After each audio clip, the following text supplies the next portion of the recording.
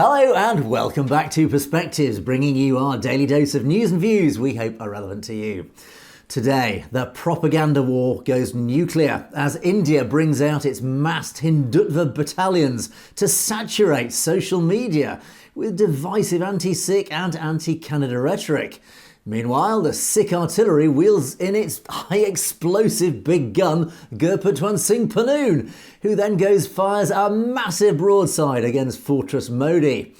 India, in response, mobilises its IT ministry to close down any pro-Khalistan websites and channels it can get its hands on.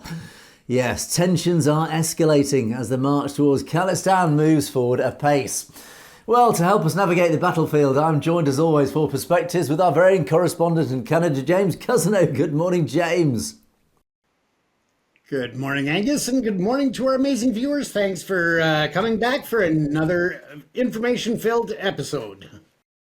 Indeed, and James and I together will be bringing you our perspectives on the daily news affecting the Sikh community across the world. And of course, as usual, we'll take a look at lots of your great comments which have been filling up below the videos. So thanks very much, as always, for those. Right, James, let's get things started. What are you going to start us off with this morning? As you touched on in the headlines, Angus, the Hindutva's are just saturating the social media scene out there. And there's actually some new videos making their way around social media. Now, I've looked at the video and I can tell that it is edited or adjusted in many different ways. And I'm going to actually show the video, but first I'm going to go through what the video is about and also give our viewers some ways to understand or to detect whether or not photos and videos are actually edited or AI generated. Now, AI generation has not done well with hands or with the eyes. So if you are watching a video and you notice that the hand has 6 fingers, it's probably not a mutation of the individual. It's probably because the computer has given that extra finger to the hand. So that's one thing to look at, are the hands, or you will have, instead of a thumb, you'll have another finger here and things like that. So that's one of the ways that you can look at a video or an image and help to tell. Some of them are getting much better, so it's sometimes even then it's hard to distinguish. Now, watching the eyes in an AI generated video is also one way to tell, because a lot of the programs have not yet found a way to perfect the eye movements, and they actually look misshaped, or they don't blink, they don't move. There's just a real nuance that you can tell by the eyes. If you look at them and focus in on them, you'll notice that the eyes are just not right. So those are a couple of ways of looking at it. But let's take a look at this story first, and then I'll give you some others. Now, in this story, I have pulled up an audio sequence of it and can tell that the voice has been laid over the video because it actually fades the audio, the music that's happening in the parade, and it overlaps it with the voice of the narrator.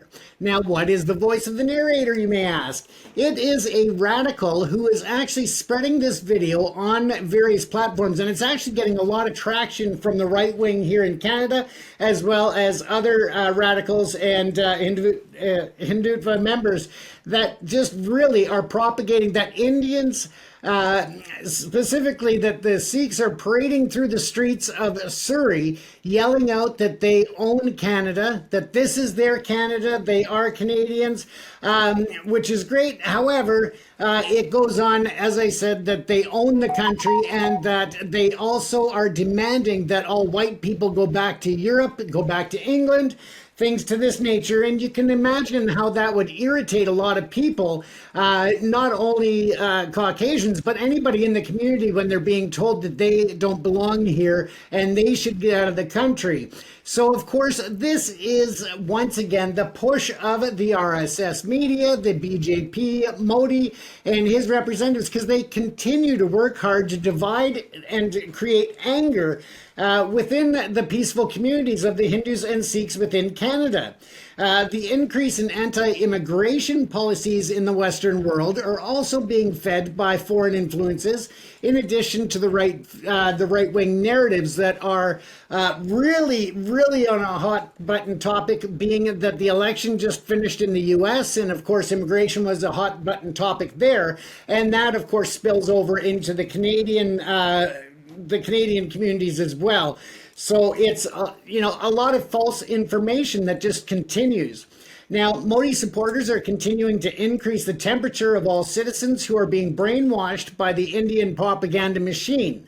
The India government is clearly and knowingly participating in foreign interference, with the Canadian government leading the charge and calling them out on this. Now, we've noticed several intelligence reports and evaluations coming up from various think tanks in the U.S. that are primarily naming, throughout this last election cycle up to the actual election day, the focus being on Russia and China. But there was only in one of the reports that we'll talk about on another episode, but one of the reports about 6 pages in the third paragraph made a very light mention of India and their current situation when it comes to foreign interference. So they are pulling the wool over the eyes, or just blatant, ignorance by some in the intelligence world that are not identifying India as a threat in the US. But here in Canada, we are calling them out. Now, the Indian government is definitely using a lot of different methods to circumvent the truth, and that includes social media saturation. If you go on and check any story that you know of off the top of your head and search it on Facebook and other platforms, you'll find that the majority of the information that comes up is false information being pushed by Modi, by the RSS, by the National Intelligence Agency in India, as well as others, and including the Hindutva radicals here in Canada that are linked to the government in India. So let's take another peek at this video here. Now, this is obviously, as I said, the audio I've checked, and it just doesn't match up with the crowd. And then as we play the video, you're going to see that I've made some notes over the screen, but essentially I wanted to point out that there are points where he starts chanting and yelling, and all his focus is at the beginning of his chanting and yelling is for people to like and follow his channel and to share it. That's repeated several times. And then he goes on to chanting about we own Canada, and that white people should go back to Europe. But I really have suspect about the authenticity of the accent that he is speaking with. I also, in one point, pulled up a freeze frame of his hand in the video, and that looks very light pigmented skin to me. So I'm not sure if it's actually a Caucasian doing this to stir a reaction from the crowd or not. But also when he is chanting, nobody in the crowd actually looks over towards him, that we're not already looking in that direction. And we all know that if we're in a crowd and some idiot starts yelling and is being louder than the music of the parade, everybody's going to turn to see what's going on. And there is none of that in the video, which also goes to show that it is fake, that it's been edited, and it is only there to inflame Canadians of all nationalities and to really incite more anger and frustration with the Sikh community on behalf of the India government or the Hindutva characters. Other ways, I'm going to give you a quick peek here at other ways to spot fake videos or other ways of checking. And this also for photos you can do. So use keyword searches to find out if the video's been altered before watching it. So you may be able to find other versions of the video that are different from the one that you're seeing. Check for gaps. The video with unexplained or awkward gaps, or just where one person may be moving and then all of a sudden they're over here. So that would show an edit. And again, it can be more nuanced or more casual with just a hand kind of jumping a bit, things to that nature. If it's, look for inconsistencies. If it's a public figure doing something that seems unrealistic or out of character, it could be a deep fake. So again, I was talking about the AI and the deep fake videos. Trained video forensic expert can perform tests on the metadata to ensure the video is authentic. That's a bit more in line with something that, I'd be able to do, probably Angus or people who are very familiar with videos and going into the data streams to look at it further. So, but there are some other programs that are named on the screen here that you can take a look at as well that definitely could help you to identify fake videos. And if you think it's fake, then by all means, don't be sharing it, because you are just then becoming a part of the problem of perpetuating the falsehoods, the false narration, and the out and out lies that are being spread. So this video is very quick, so I'm just going to bring it up quickly for you to watch, and you can see what I've just pointed out to you. And that's why I want to save it for last, so you can actually see what I was talking about when it comes to the actual editing or changing of the videos.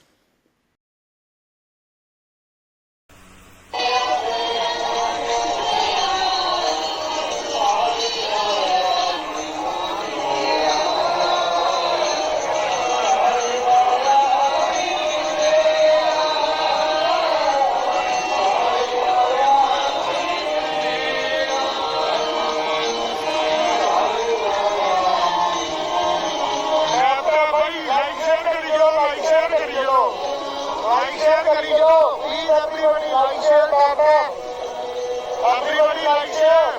This is our country. We are owner of Canada. We are proud Canadian. Like share, everybody, like share. I love Portia, like share. This is our country. Sorry. We are owner of this country. We are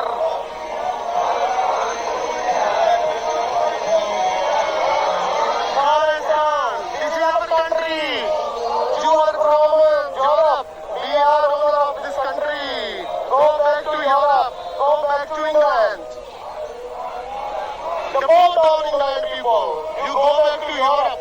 You are not Canadian. We are Canadian. This is our country. You are invaders. We are native Indian. You go back. Go back. You white people. Go back to your Europe. Go back to your England. We are owner of this country. You white people. This is our country.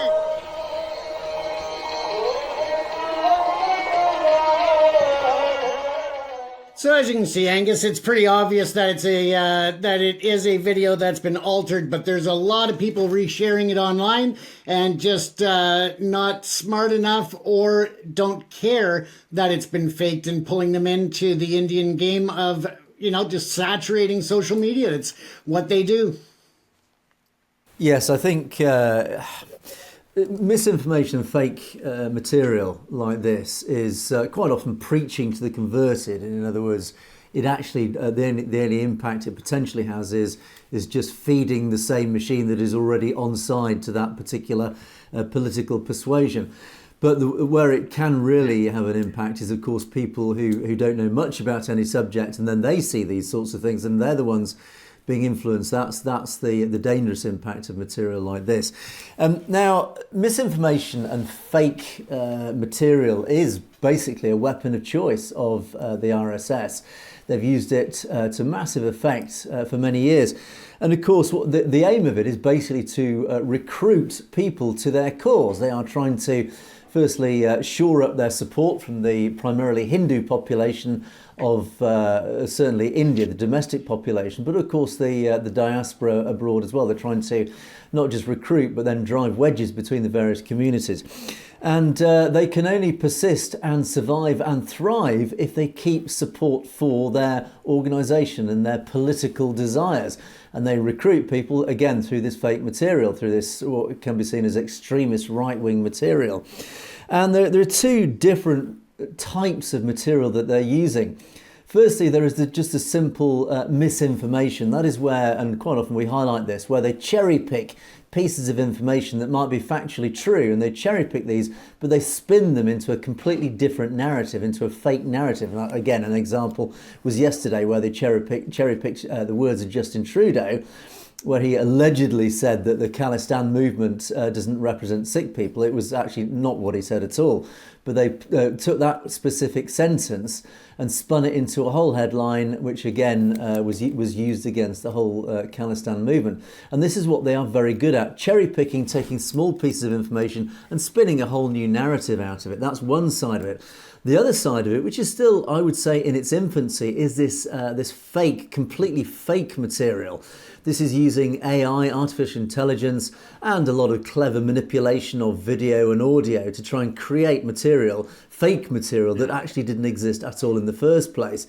Now, they're not very good at this, and James, as you rightly pointed out, there are loads of indications that material has been manipulated, has been altered, edited in such a way as to create a completely different perspective on something that happened for real and has been manipulated to represent something completely different. That at the moment is on the whole relatively easy to spot. The worry is it is of course getting harder and harder to spot because they're getting better and better at this. The AI is getting better and better. So people need to remain really vigilant and never believe anything that you see online. And actually, I have to give credit to the general public. Is on the whole, the general public are actually becoming better educated at this, at recognising AI for what it is. Having said that, there are still an awful lot of people who still do fall for it. But as you rightly point out, there are some very obvious signs quite often. It's hands having 6 fingers or weird eye movements and things like that. They're the obvious ones. But over time, that will start disappearing. So we have to be very careful about this. One of the massive advantages that India has and really leverages to its benefit is, of course, just sheer size, volume and things like that. The Indian media, the Godi media, is massive. India has a population of 1.4 billion people. The Hindu population represents something like 80% of that massive population. So, of course, they will always have the benefit and the advantage of numbers and just sheer weight of numbers. And of course, its massive network, its massive news networks like ANI and these other massive networks, which are in essence controlled and manipulated by the RSS and by the RSS puppeteers, let's call them. They feed these massive news networks with material, this fake material, this misinformation. And of course, these networks then put out this material onto the internet, and then other syndicated networks like Yahoo and MSN pick up these stories because they are basically aggregators, as they're called. They just pick up this material from all around the internet. They don't do any cross-checking. They don't check if it's true or not. They just regurgitate it and spread it widely across the internet. And of course, if you read something that's headed by Yahoo or MSN, you think, oh, this must be true, when in fact it's absolutely not true. All they've done is just taken a story from ANI or one of these other Godi media outlets that in turn have been fed by the RSS, and they've got a whole army of news writers, or basically writers of fake material, and it follows down it cascades down this tree, this network of information and misinformation that then appears on your MSN or Yahoo feed, and again, people believe it's real. So ultimately, James, yes, we have to keep on top of this. We've got to keep an eye on this fake material. It gets out there too often, and we've got to keep an eye on these videos, particularly on social media, that are so manipulated, so fake. And again, it's just spreading this word and making people vigilant, always remaining vigilant, James. Absolutely, Angus. And that video there, it looks, if I'm correct in my evaluation of it, I believe it's actually the starting point of the Vaisakhi parade last year, or the previous year to that. I think it's an old video that's just been taken and adjusted for the current purposes, unfortunately. But with that said, of course, you've got to watch what you're reading, what you're believing, and what you're hearing. And unfortunately, recently, we spoke yesterday about a Hindu priest who was suspended due to spouting and riling up crowds in terms of a violent act in front or against the Sikhs in Ontario. Now, what we've learned since then is that 2 individuals have been since arrested for a murder that took place in Caledon, which is just in the central south part of the province.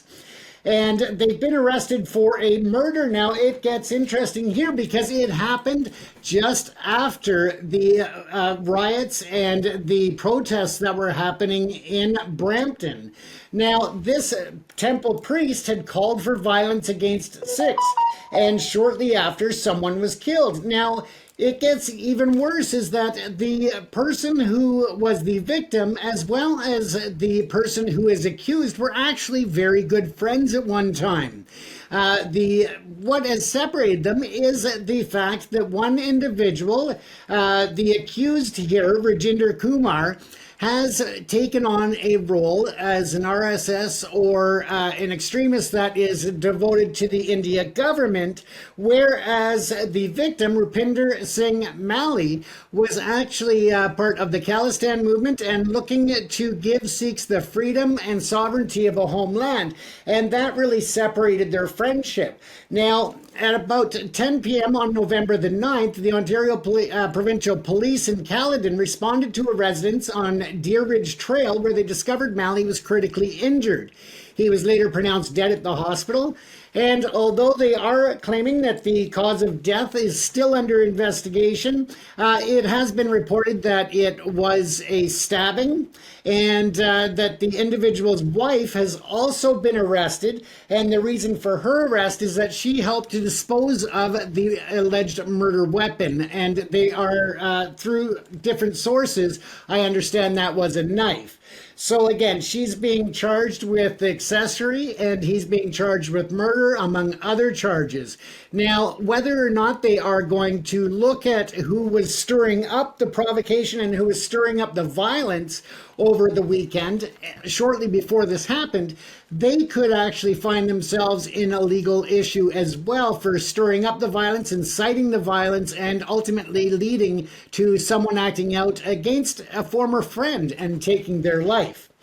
This report here is actually from the Sikhs for Justice site that gave us a bit more information. And this part here, I'm going to read a few quotes from that article. And it states here that this horrific murder of pro-Khalistan activist Rupinder Singh Mali, also known as Rabinder, by Hindutva follower Rajinder Kumar, is directly driven by calls for violence made by the Hindu Sabha temple priest and exemplifies how the menace of Modi's violent Hindutva ideology has contaminated the Hindu community of Canada, posing a direct threat to the lives of pro-Khalistan Canadians. And I personally would take that a step further and say that it is posing a risk and a threat to all Sikhs of Canadian origin or of Canadian residency, because people don't differentiate between the two if they are outside of those groups. And I think that the anger is growing through all communities. So this goes on to say that we demand the authorities also arrest and charge Rajinder Prasad, the priest of the Hindu Sabha temple, who issued the call for violence and has publicly confessed that on November the 3rd. Hindus initiated the attack on a peaceful Khalistan demonstration against the presence of the India consulate officials, and they were doing a consulate camp for processing of paperwork and other documents that could very easily have been done at the local consulate offices. It goes on here to also say that the Sikhs for Justice stands firm in condemning political violence and calls for the justice system to hold accountable anyone responsible for promoting the use of violence to advocate or suppress a political opinion. Unlike Modi's India, political violence, fear-mongering, and hate against any religion or political opinion has no place in Canadian society. And that's coming from Mr. Panoon, who is the lead counsel for Sikhs for Justice.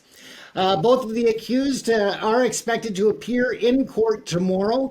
Anyone who has information that may help in the investigation is asked to contact the Caledon OPP at the number on the screen or through Crime Stoppers on the Caledon OPP website. You can do that anonymously. So if you have video of the accused at any of the events or just know any other information, by all means, reach out to the OPP. And again, take the advice of our friends at Sikhs for Justice. When we all come together and say that the violence has to stop, we have to stop taking the bait, as Angus covered very eloquently last night. We have to stop taking the bait of the Hindutva radicals and falling into their trap of striking back. So again, let's try to find the peace out there. Angus, it's just, a sad day that it has taken the life of someone who had so much to give, had a family, a wife. I mean, it just is far-reaching because it doesn't just take the life of one person. It takes the life of others as well when you look at the loss. Indeed. I mean, here we are again reporting on yet another tragedy of a Sikh being murdered by a Hindu or even a fellow Sikh or somebody, at least somebody else. But again, it's another tragic story of another Sikh being murdered. Now, how often have we had to report on these, and how often are these appearing in the news? And yet, you know, we look at what's happening in Canada. We see this narrative being propelled by these huge Hindu organisations in Canada saying there is this rising anti-Hindu sentiment, there's violence against Hindus. Well, I don't actually recall, as I trawl through the news on a daily basis, I don't actually recall even seeing the last time a Hindu was murdered in any sectarian violence. I literally cannot recall ever seeing any. And yet here we are again reporting on yet another Sikh who's been murdered, and as it turns out, actually whipped up and motivated by, again, this Hindu violence that erupted in Brampton. And I did ask a while ago, and certainly one of our thumbnails of one of our videos was headed, who are the real terrorists here? It's very clear who the real terrorists are. It is these RSS thugs. It is these people who are getting out there with their megaphones, whipping up the Hindu mobs to go out there and kill Sikhs, go out there and cause violence on the Sikh community. Those are the real terrorists. Those are the people who actually are not just breaking the law, they're breaking every law of morality, of every ethical law, every philosophical, every religious law. These people are just plain and simple criminals and thugs. They're not even politicians. They don't belong in a democratic, civilized society. It's as simple as that. So once again, we ask that simple question. Who are the real terrorists here? Ironically, India keeps saying, oh, these Khalistanis are all terrorists. Well, I don't see any Khalistani terrorism going on anywhere in the world. All I see are peaceful Khalistani protesters regularly appearing on our streets with colourful Khalistan flags, peacefully protesting with smiles on their faces. But at the same time, I see mobs of violent Hindus rampaging through the streets who are armed, who are chasing Khalistan supporters down the streets. We know who the real terrorists are, James. It's pretty obvious. Absolutely, Angus. And it's just such a shame that it's gotten to this level and that people are falling into those traps that you discussed over the last several days. Indeed, absolutely. And I'll reiterate that very same point to our audience. Please, if you're out there protesting, and do get out there, get seen, be visual. It's very important, but please remain peaceful. Do not fall into that trap. Do not get provoked, because this is the only way that this war will be won. Now, talking about the war, let's move on to my first story. And we've talked a lot in this episode, and we will continue to talk a lot about this propaganda war. And it is, on the whole, I would say, being won here in the West by the Khalistan movement. But it is up against a massive force. And for example, you only need, if you ever do a Google search on any of these sorts of issues, it's always dominated. The results are always dominated by the Godi media. Every time I research a story ready for the following day's show, I do a Google search, and always the top results are the Indian mainstream media. It is very, very hard to get to the truth, primarily because, again, the Indian media is massive. It has this massive network, and of course all the algorithms online tend to always go with the larger networks, the larger with the link, the material with a higher number of links, and therefore the Godi media always has that advantage. So in the West, though, the propaganda is slightly diluted by, I'd say, a wider mainstream that is a little bit more balanced.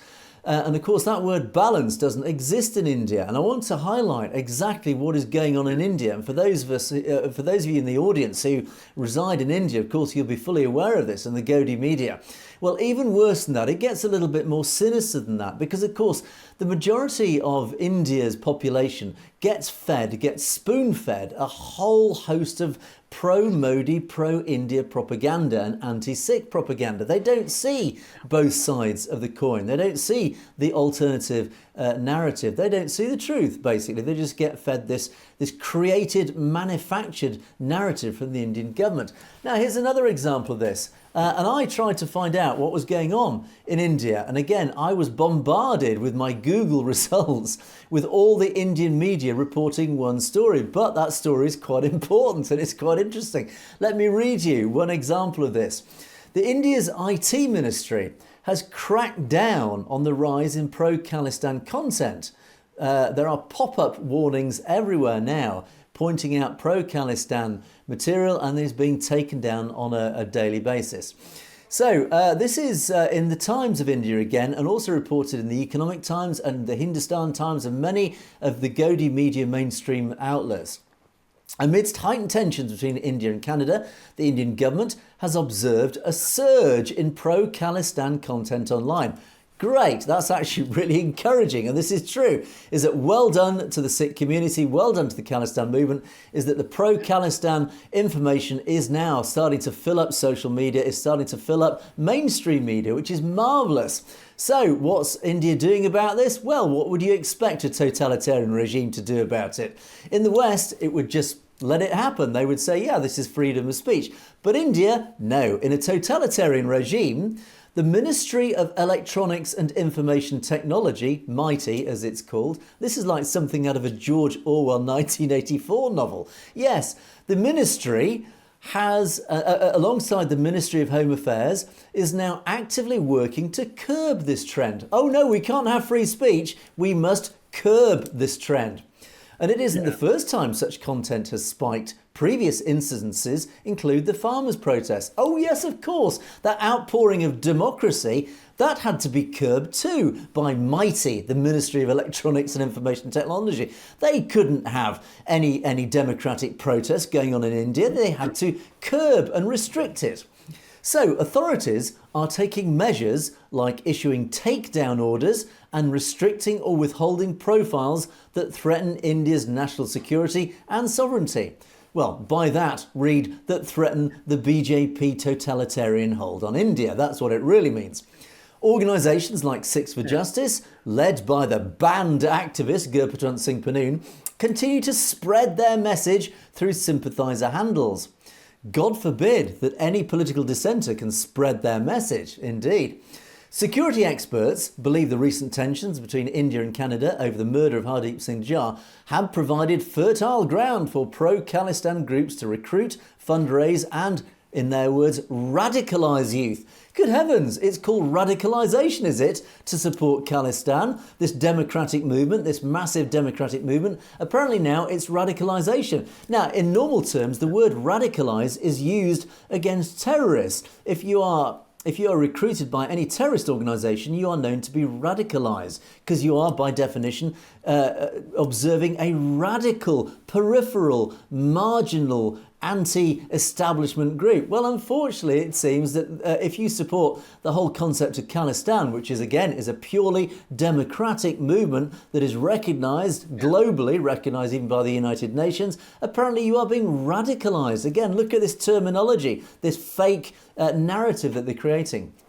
Other organisations, such as the World Sikh Organisation, have also been active through their mouthpiece Baz. Yes, absolutely. This, I have to say, this excellent Sikh website that often produces very intelligently written and well-researched articles that are very balanced articles about the whole situation. Baz, yes, of course, it's now being condemned. Again, God forbid that another democratic mouthpiece is allowed to exist. Their social media handles have been restricted in India. Again, restricted in India. This isn't freedom of speech. This isn't democracy in action. They have been restricted by their very own words. They are actually admitting that they're operating a totalitarian and undemocratic regime. Now, the World Sikh Organisation handle on X throws up a message at World Sikh Org. It's been withheld in India in response to a legal demand. So it's even banned in India. Again, this admission that they're actually banning, as we are indeed in India, they are banning any possible political dissent. Again, this isn't democratic. Here in the West, we don't ban websites because the government happens to disagree with it. I mean, for example, it's like the pro-independence movement in Scotland. The Scottish National Party. It's like banning the Scottish National Party for campaigning for a free Scotland to break up for the United Kingdom. This is the equivalent. This isn't democracy. It's like in Canada, James, banning any Quebecers wanting independence from Canada. Again, it flies in the face of democracy. And handles of the SFJ and others like Khalistan 2030 have also the same warning that pops up. Now, here's another RSS mouthpiece. Abhinav Pandya, the CEO of Usanas Foundation, told the Economic Times that the Khalistan movement lacks ground support in Punjab.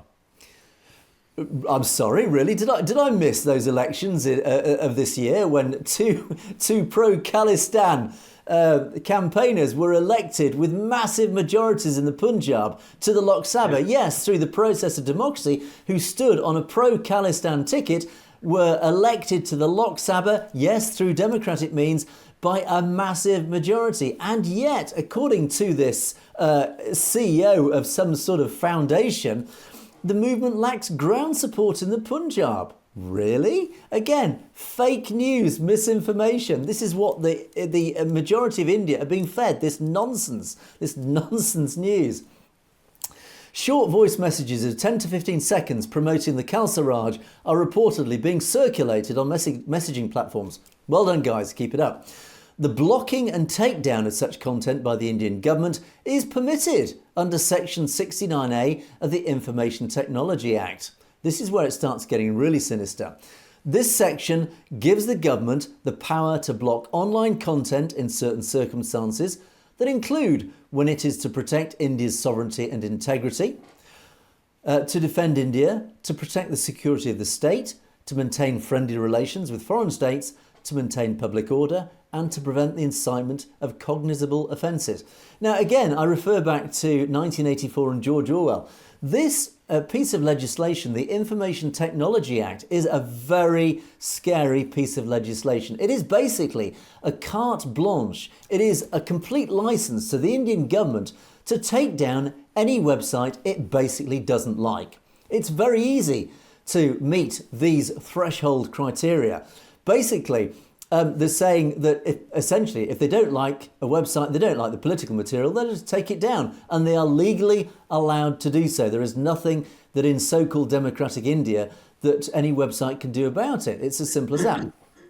And they're saying it is to protect India's sovereignty and integrity, to protect the security of the state. Well, again, you don't see this in Canada. You don't see this in the United Kingdom, where we have our own independence movements for Scotland and for Quebec. We don't have this same piece of legislation where we take down these websites or take down any material that is promoting these. That is democracy, where we allow that. That is what you see in a democratic nation. And yet in India, they use this really scary piece of legislation. Again, this forms part of this raft of legislation, this so-called anti-terror legislation that has got Amrit Pal Singh, yes, another pro-democracy campaigner, pro-Khalistan campaigner with a massive following in the Punjab, is now in prison under these same sorts of legislation. These pieces of legislation are the sorts of legislation that you find in totalitarian states. These don't belong in democratic nations, and you don't see them in democratic nations like here in the West. But you see it in India, this totalitarian regime.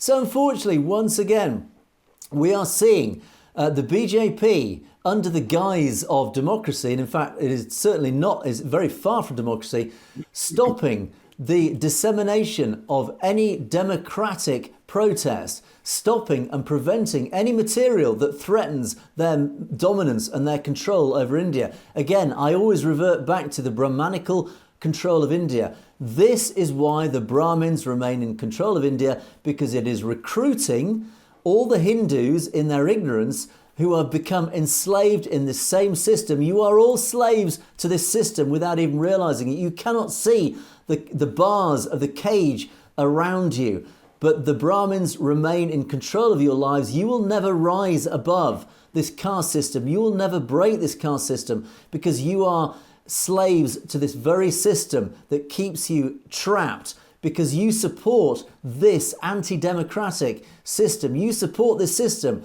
that actually prevents you seeing the truth. You support this system that is trying to open your eyes, that is trying to awaken you to what is going on in India, that you are heading towards a very dangerous path for your future. You are joining other totalitarian regimes like Russia and China and Iran and even North Korea. That is where you are heading as a nation. Do you want that?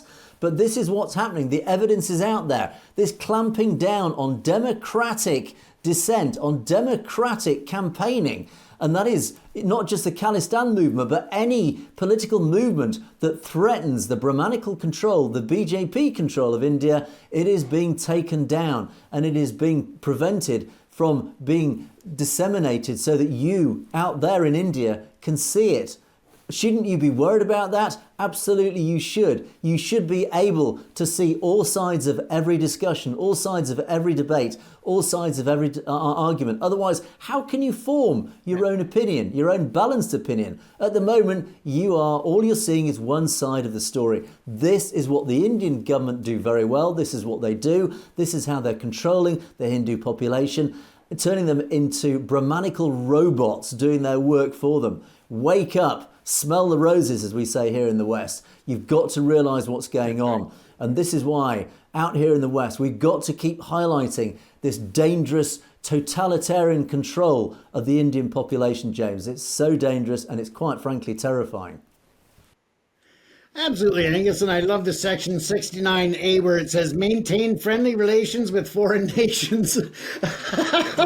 Well, in that case, they should be censoring Modi and half the shit that the government puts out from India. Couldn't put it better myself. I just found an irony in that.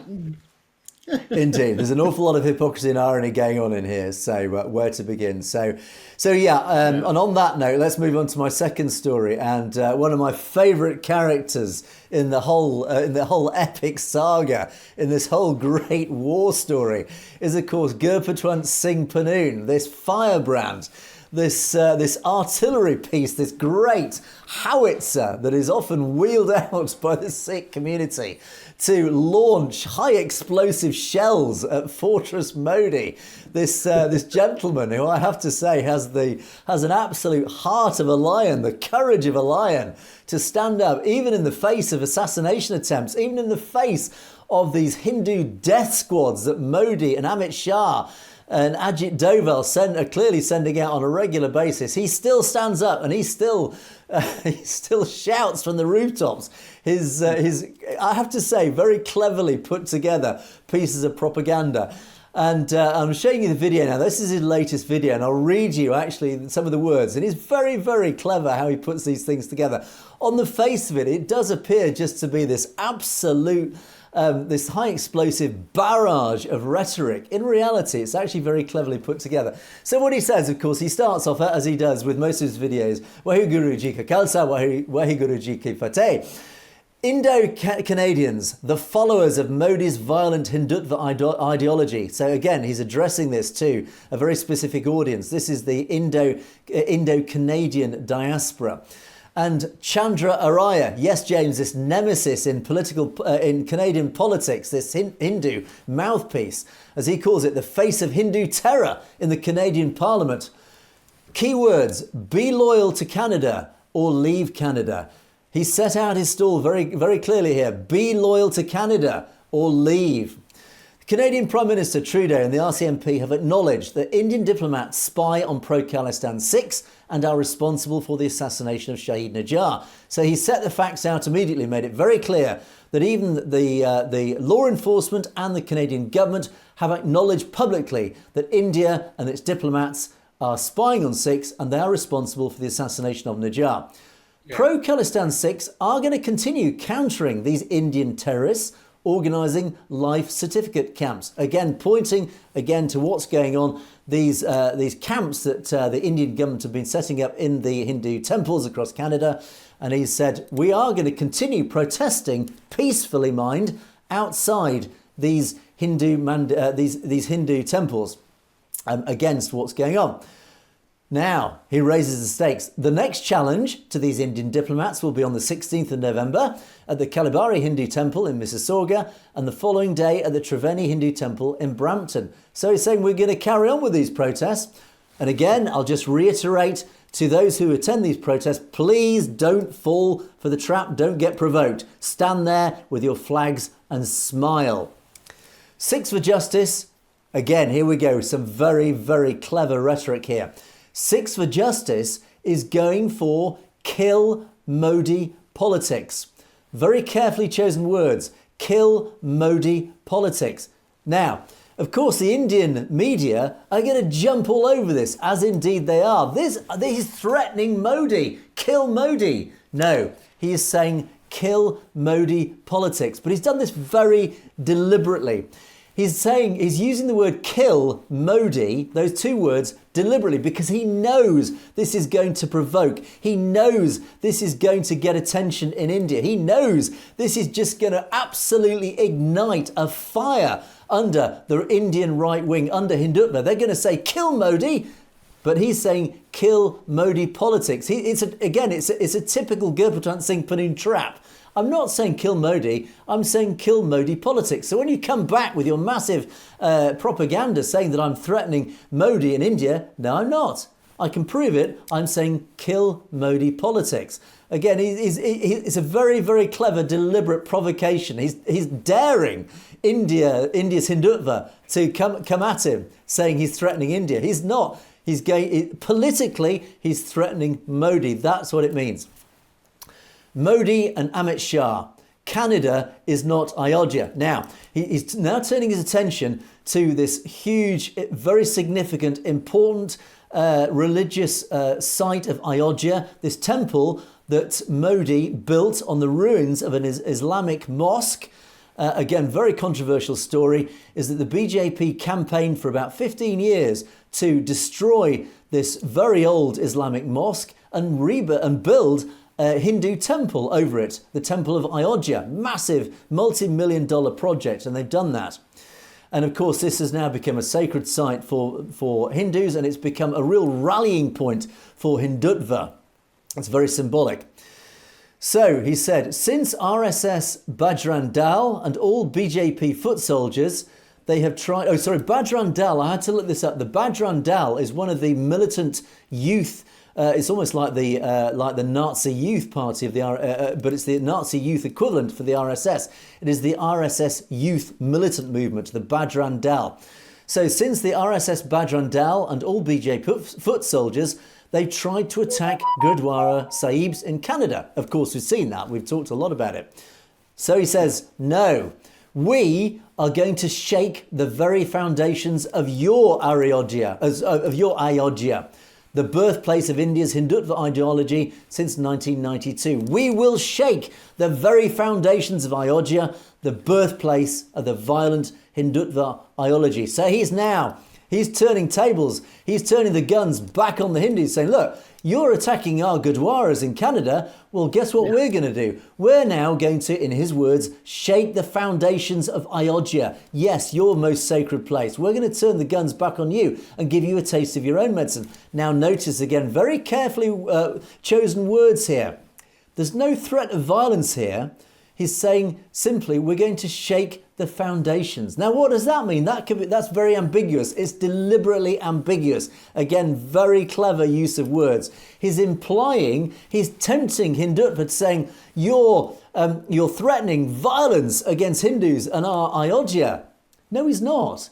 What he's actually saying is, we're going to shake the foundations. Now, I can shout at Ayodhya. That's shaking the foundations. I can stand there and democratically protest. I can stand with a flag and protest.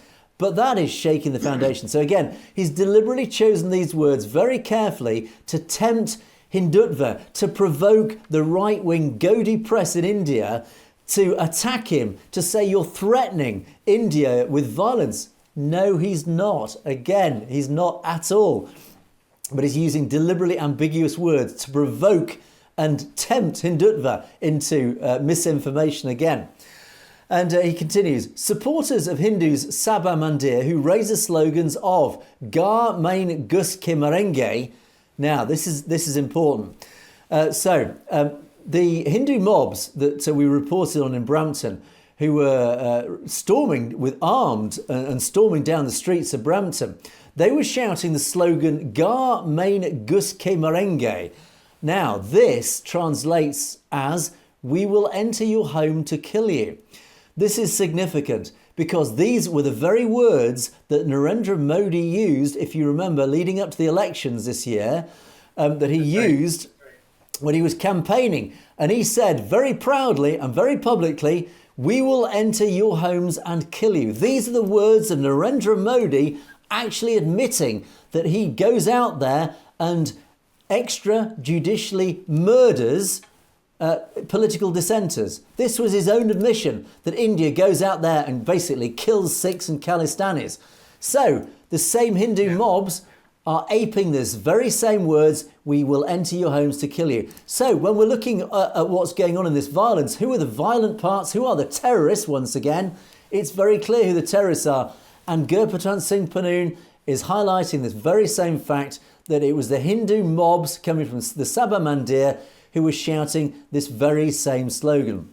They attacked the pro-Khalistan rally, and he says, you are the offspring of the 1984 death squads who committed the Sikh genocide. Absolutely. He is reminding the world of who the terrorists are really here. Who were the death squads in 1984? It was these same Hindu mobs, these violent Hindu mobs whipped up by the same type of rhetoric from the Brahmins. It is the Brahmins once again whipping up the Hindu mobs to go out and kill Sikhs. So this is again is a very clever reference back to 1984, saying, do you not realise, and he's addressing this to the Hindus in Canada, do you not realise what you're doing? You're following those same Hindu mobs. You are being whipped up by that same anti-Sikh rhetoric. You are blind and ignorant to what's being done to you.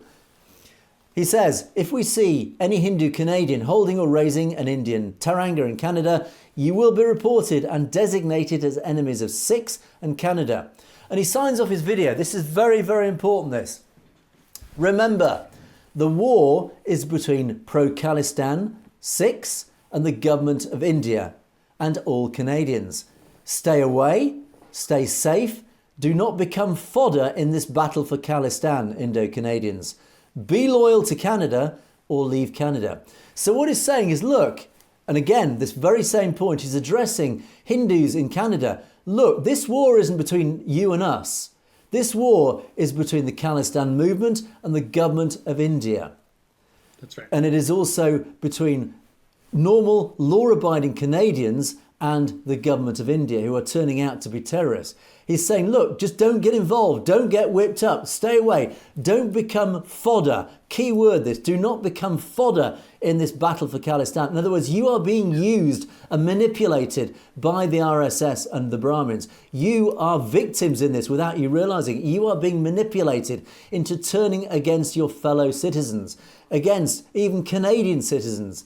So as he says, look, be loyal to Canada or leave Canada. And he is once again highlighting the fact that the Sikh community, contrary to what India is saying, the Sikh community is loyal to Canada. They are Canadian citizens. They are proud, loyal Canadian citizens, and therefore they abide by the rule of law and they abide by the rule of democracy.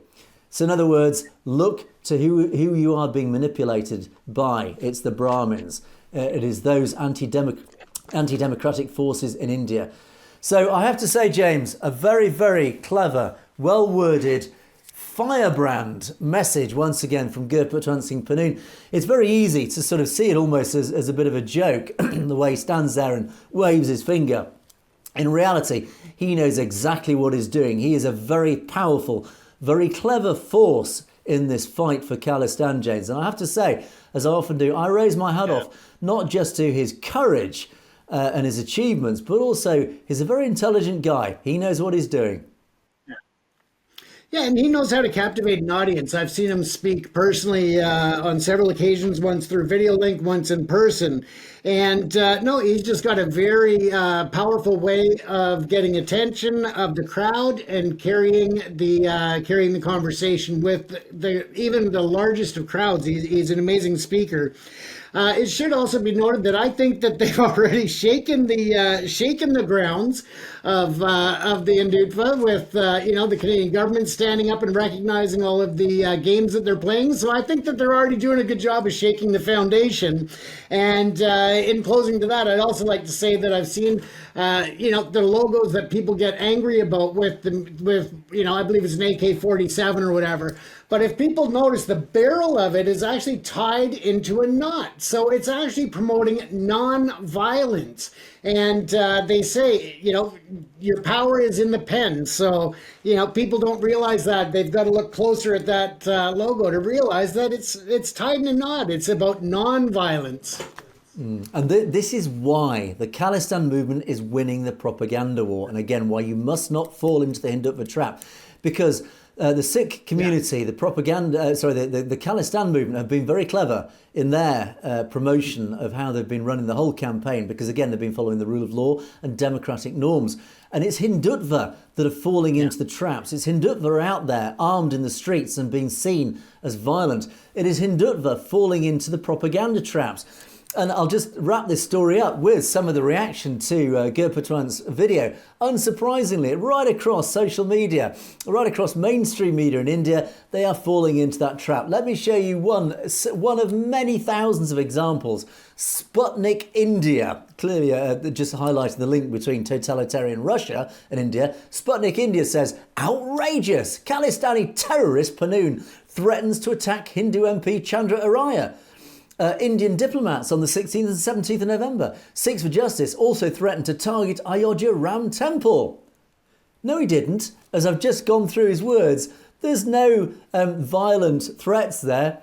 Again, well done, Gurpatwant. He's actually pushed the buttons. Hindutva has fallen into the trap. And notice Sputnik India, they describe themselves as click for news free of Western bias. Yeah, it's Russian and by its very name, it's Russian and India bias. Yes, India, if you want to be aligned with Russia, good luck to you. If you want to become a totalitarian communist regime, good luck to you. That's all I can say. And unsurprisingly, the Times of India, security upped in Ayodhya after threat by pro-Khalistan SFJ chief Gurpatwant Singh Panoon. And yes, a long article saying how Sikhs for Justice have threatened violence against Ayodhya and they've had to up the security, etc. So once again, they've fallen into that trap. Gurpatwant Singh Panoon knows how to play the Indian media. He's played them like a musical instrument. So again, I doff my hat to Gurpatwant. Well done on that one. Marvellously well played. So, okay, on that note, James, let us move on to our comments section. Right, Jorai says, Arsus, I don't understand why the United Nations isn't acting against outlaw India. It should recognise Khalistan as an independent country as well. Yes, absolutely, it should. Now, there is a process, there is a legal process to go through, actually both sides of this discussion. Firstly, acting as a rogue state, and secondly, recognising Khalistan.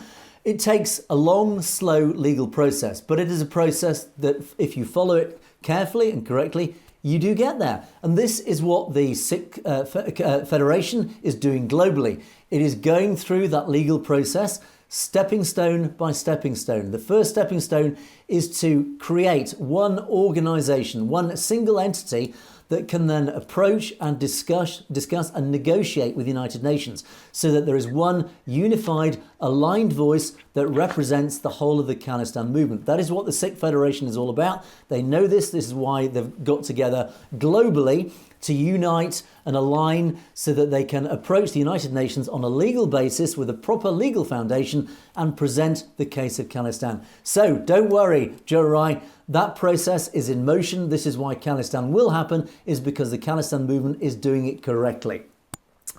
Preteen Dylan says, India has a prepared army of fake Sikhs online. And likewise talks about this whole concept of fake Sikhs who have been trained indeed by the RSS. RSS goons are, this is quite concerning actually, this comment here.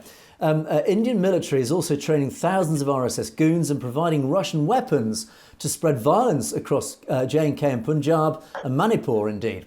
They're taking back the licensed weapons from Sikhs in Punjab. That's why they did, that's just what they did just before 1984 genocide. And you're worried that a big horrific plan is underway.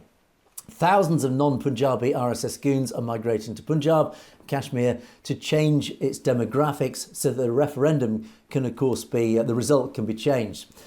And a lot of things going on that's out of control in India against non-Hindus. Now, there's a lot of important points here, James. I think, firstly, It's very worrying. And this is an interesting parallel to the United States. Many people in the United States have said that their whichever constitutional right it is to bear arms, they will never give that up for this very reason, is that if any government runs out of control, is that the people must have the power to take on the government, and therefore their right to bear arms is fundamental to this, to allow them the ability to take on any rogue government that runs out of democratic control.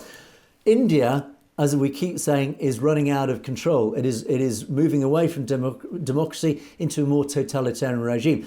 If you're right in saying that they're arming RSS goons, as you call them, and taking away legitimate gun ownership by Sikhs in the Punjab, we should be worried, James. We should fear this. What is going on?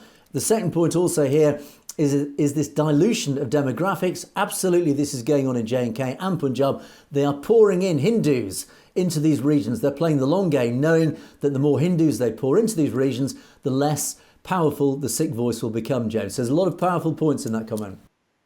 Absolutely, and points that we've discussed in different stories in the past. And it's all about, when a government is looking to take away the power of the people, then obviously there's raise for concern there.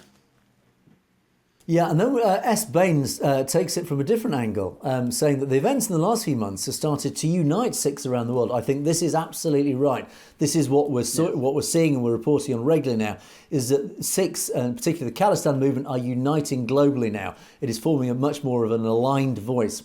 Even in Punjab, the forces of separatism is growing. Absolutely. People are looking around to see how they're being played as this fake news is being seen for what it is, and news from outside channels like us, Satellite, are now being seen in India through VPNs and other methods. Please, audience, tell everybody if you're in the Punjab and India, tell your friends about us. It's important that the truth is spread further across the Indian population. It's only a matter of time before Panthic forces begin to fill this huge vacuum at the centre of Punjab politics. Absolutely it will.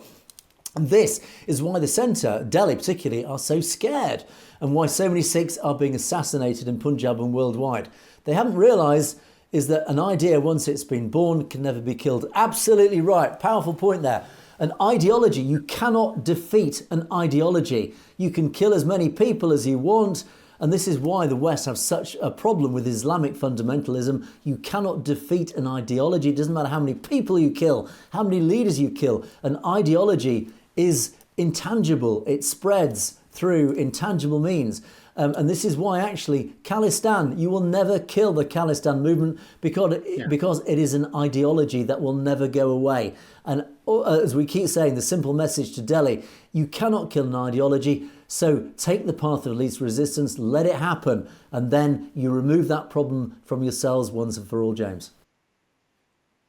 Absolutely, Angus. And something that I've said before is that even if the Khalistan movement was unsuccessful, just looking at it from that angle, is that I think a lot of the Sikh community, whether they support Khalistan or not, respect and appreciate all of the work that goes into it to give them that voice to vote yes or no, but also the importance that it raises about the human rights violations against the Sikhs, the Muslims, the Dalits, the Christians, and in Punjab. So no matter where the future takes the Punjab state, whether it's Khalistan or remains Punjab state, people have the right to be safe, to prosper without the threat of the India government coming in and executing them.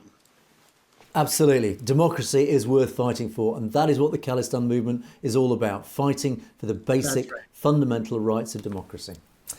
Right, Ashley Kandar, one of our regular debaters in our comments column, says, I was talking about farming in the Punjab, and we talked a lot about Khalistan's agriculture being a fundamental natural resource. Ashley says, are you saying that farming should never be modernised? Who in the Punjab makes decent money out of farming? How many farmers commit suicide? Are these Khalistani dreamers willing to offer an alternative? What have they done for the farmers of Punjab? Yeah, this is a very good point.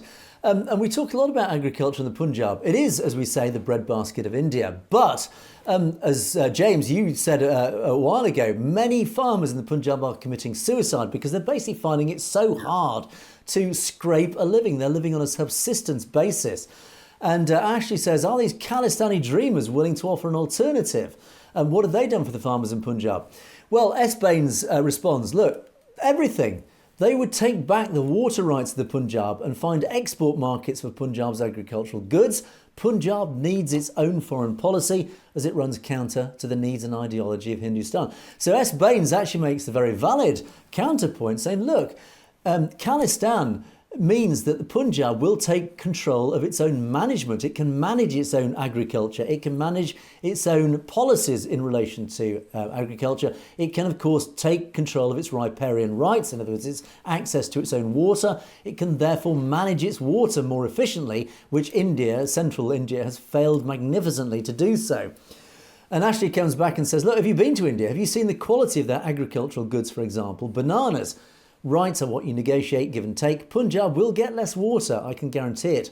All Punjabis want Punjab to be great, but this isn't the way forward, in my opinion. Absolutely, I would say validly put, Ashley. But actually, what I would say, yeah, you're absolutely right. Rights are what you negotiate, and the proof will be in the pudding. The key point here is when Khalistan happens, is the negotiating of what it will get in terms of its geographical boundaries, its riparian rights, its access to its rivers, indeed. Of course, it is downstream of many of these significant rivers, etc. I think what this boils down to, James, is when Khalistan is established, there is going to be a lot of very difficult, hard negotiations to take place. I think it will be, the success of Khalistan will be, I think, dictated by how well it does in these negotiations, in how well it negotiates its deals, its commercial deals with its neighbours like India and Pakistan, etc., because they will dictate its future prosperity. But what I would say is, based on the existing Punjab, as I keep saying, the breadbasket of India, India needs Punjab's produce. It needs the produce that Khalistan will produce. So I would say that actually Khalistan is in a very, very strong position in its negotiating stance with India, James. Absolutely, Angus. And something else that really pops to mind in that statement or that comment is the millions of dollars each year that India, the government, gets from BRICS, from the World Bank, and through foreign aid that comes into India to assist with agriculture, with infrastructure and such. How much of that is really getting out to the Punjab? And of course, we know that innovation and modernization of farming is essential. But with that, they need the funding to help them with that. And that's a part of what the international aid is for that's not making its way to those farmers in Punjab. I think that's a great point, James. I think when Khalistan happens, at the moment, the Punjab is deeply underinvested. The Modi government is deliberately not investing in agriculture in the Punjab when it should be. What the Punjab needs is massive amounts of money to invest in the right machinery, the fertilizers, the infrastructure to improve its harvest and the quality of its product. Actually, as you referred to, its product, the quality of its product. This is what Khalistan will get when it's independent, is that investment will come from the United States, from the West. They will invest massively into the agricultural sector and the whole industrial sector of Khalistan. So this is why I think it will take off commercially and massively. So that's a very good point, James. Yeah. Right, and final set of comments. The BJAT says, true America is one that will stand with America, not for a country which wants to make it a slave. Same thing is with the Sikhs. True Sikhs always stand with the Khalsa Raj, not for India's slavery. A true Sikh will never be an Indian. A true real Sikh will always stand with the Khalsa Raj. Sikh state is known as a Khalsa Raj. Azad Punjab Khalistan, true Sikhs is going to stand for his country, not for slavery. Basically, in a nutshell, what you're saying there is absolutely right. Is that Sikhs will always stand for the Khalsa Raj. It won't stand for India because India doesn't represent what Sikhs and what Sikhi represents, which is democracy in its purest form, and its absolutely purest form is the Khalsa Raj, like the Sikh Empire was. And that every true Sikh will genuinely be a supporter of Khalistan. It cannot, by almost definition, be a supporter of India. Mukhtar Singh follows almost the same point. It's the Brahmins who are provoking the Sikhs and Hindus in a very cunning way. Of course, referring to the violence, James, here. Yes. It's the Brahmins are secretly concealing themselves by creating this narrative. The Brahmins are losing their grip on reality. In desperation, they're now going into overdrive to build this narrative of Hindu versus Sikhs. Problems of separatism are beginning to emerge in other parts of India lately. That's interesting. You're absolutely right. We are seeing separatism increasing across India. The colonial collection of independent states of India is that we are seeing other states in India are starting to wake up and think, hang on a second, why are we bowing down to this enslavement of Brahmanical control, the central colonial control of the Brahmins? And yeah, absolutely, Mukhtar, as you rightly say, it's the Brahmins who are behind this. Even Gurpatwant Singh Pannoon has pointed out, as we talked earlier, he knows what's going on. He knows who's pulling the strings here. Mukhtar, you're absolutely right. It's the Brahmins, is it not, James? It's so obvious. Oh, it is, and that's something that that you like to bring up quite often, actually. So, I think this person's right in line with your thoughts, Angus, and mine. But yeah. Indeed, and they're all being played, and B33 comes up with a similar point. Look, the people protesting in front of the embassy, they were all fake Sikhs. This is, of course, the Delhi embassy. They're all fake Sikhs wearing turbans, and they're on the RSS payroll. No real Sikh would do that. Indian media news is the most biased and fake. Can't believe people actually believe it. Yeah, neither can we. Absolutely right.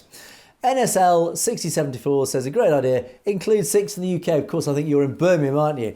It will be a great perspective. Well, absolutely. This is what I absolutely agree with, is that we should have more input from the UK-based Sikh community. So if you're in the UK, put more comments that would like to talk about you. Send us emails about what's going on in the community. We'd love to hear about it, and we will, of course, be delighted to report on it.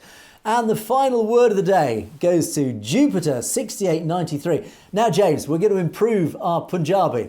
Raj Karega Khalsa. Yes, I read that right, apparently. And that translates as the Khalsa will rule. It will indeed, will it not, James? It certainly will, Angus, and we'll be the first guests of the new Khalistan. Indeed we shall, and hopefully our Punjabi will be a lot better than it is at the moment. So, Raj Karega Khalsa indeed. But there we must leave things for another day for Perspectives. Please don't forget to keep these comments coming in. As always, giving us loads to talk about, loads of great information. And of course, if you've got any criticisms or counter-narrative, get it in the comments, and we'll be delighted to have that debate and that discussion with you, and even maybe a bit of banter as well. But in the meantime, don't forget you can also email us directly at message@satellitetv.com if there's anything you'd like to send us privately. We do love to get those emails too. And in the meantime, we must wrap things up for another week. But thanks so much for watching Perspectives. It is a goodbye from me, and it is a goodbye from James. Remember that if you would like to see me come out to your community to do part of the show here, let me know. All across Canada, we want to know what cities you want us to or want me to come out to. But other than that, stay safe, everyone. Indeed, Perspectives on tour. But thanks so much for watching us once again. We will see you next time.